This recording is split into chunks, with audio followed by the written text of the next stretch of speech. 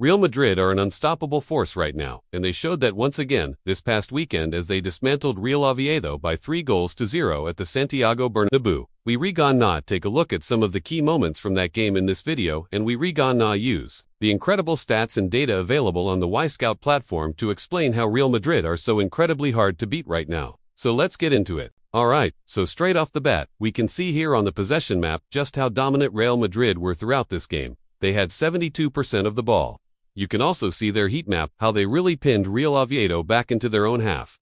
And if we take a look at the shot map, we can see that Real Madrid peppered Real Oviedo's goal with shot after shot.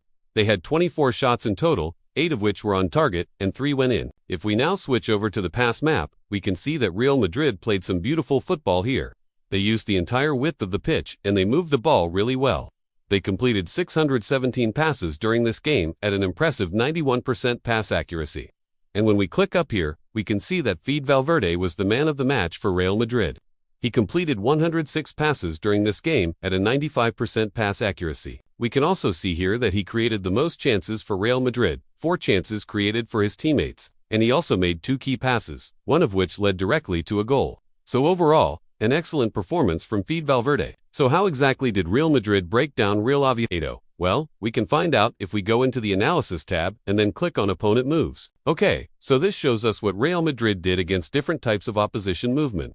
So we've got 3 different graphs here. We've got the defensive moves, the build-up play moves, and the attacking moves. So let's start with the defensive moves first.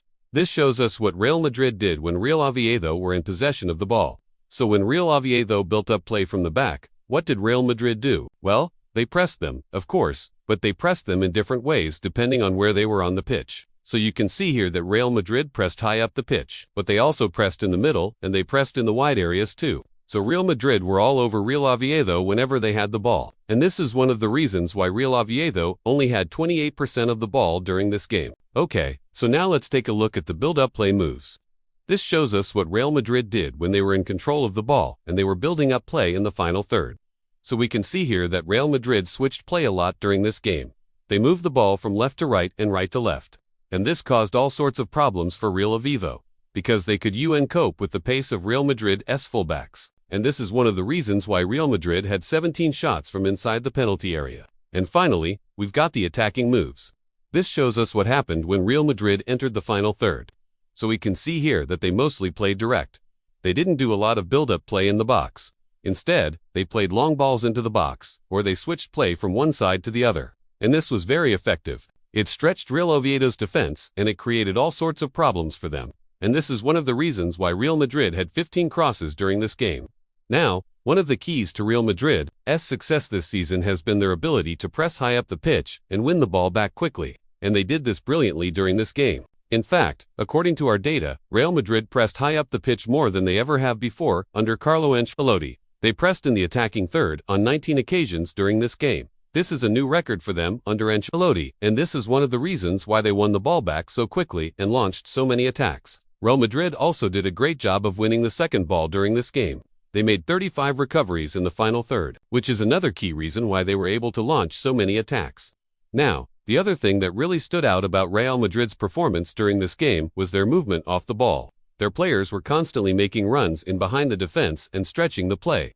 This caused all sorts of problems for Real Oviedo, and it's one of the reasons why Real Madrid had so many shots on goal. In fact, according to our data, Real Madrid made 235 movements with the ball at their feet during this game. This is another record for them under Carlo Ancelotti.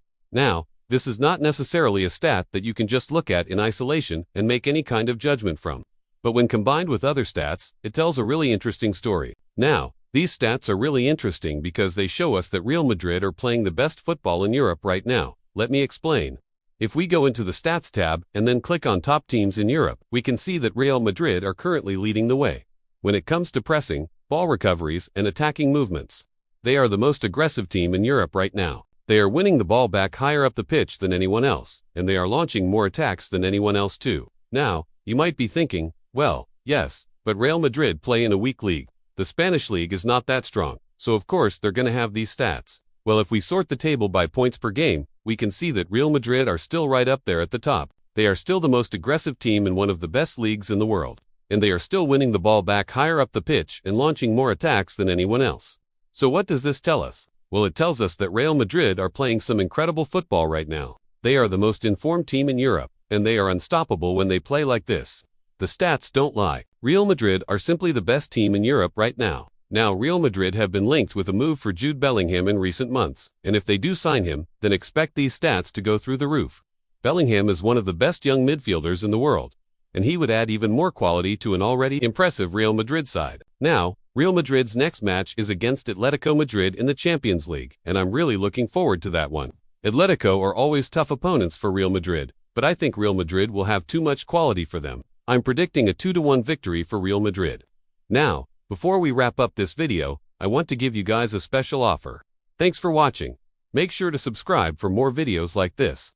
And thanks for watching.